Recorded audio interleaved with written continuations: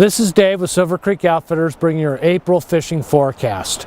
Okay, I want to start talking about the Big Lost River, and the fish is really good in the month of April and into May. I don't expect the water to get turned on until sometime in the middle of May or towards the end of May this year. So we should have some very good fishing over there for the rest of the month and into May. It's a long drive over there from the Sun Valley Ketchum area, but it's very well worth the trip. I think it's a pretty drive driving through Craters of the Moon, over to Arco and up to Mackey. The fish are working on blue-winged olives, and they're actually a fairly big bug this time of year. I like 20s and 22s, but I also have some size 18 patterns on me. There's still some good midge fishing on top, and the nymphing's always good over there.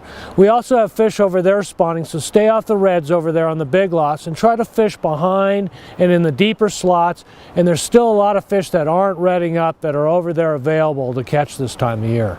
It's been fairly warm for the past couple of weeks, and I'm going to start with steelheading up on Stanley and the Salmon River right now.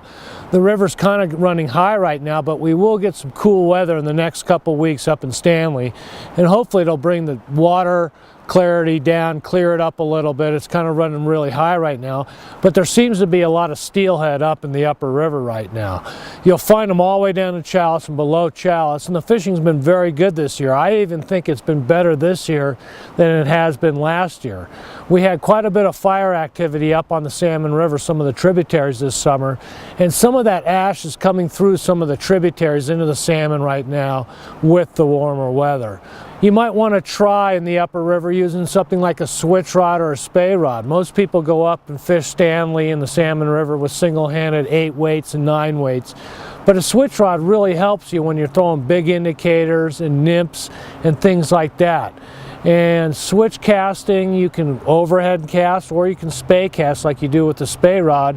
And it's really an easy way to throw your fly and make a good presentation for steelhead. It's basically a series of roll casts is what we do with those rods. So anyway, I encourage you to learn about switch cast and spey casting because it's a really nice way to steelhead fish up there.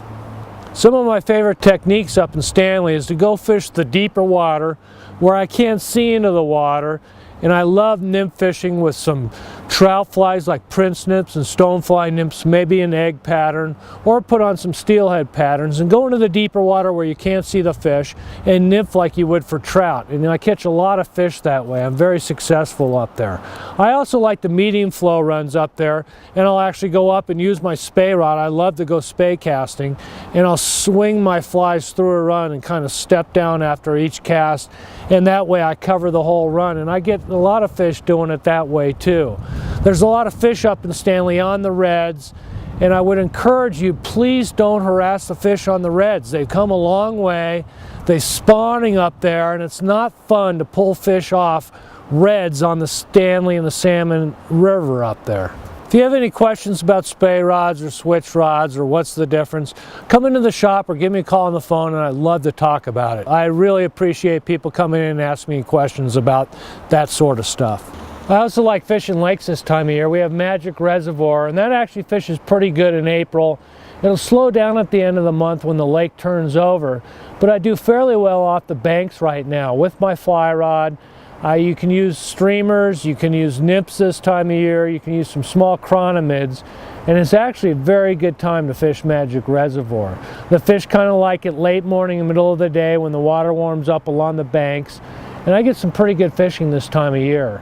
Same thing, I go down to Anderson Ranch Reservoir and I fish bass and I fish trout down there, and that's also a fun experience for the next month, month and a half before other things open up. And this time of year is also a good time to go travel.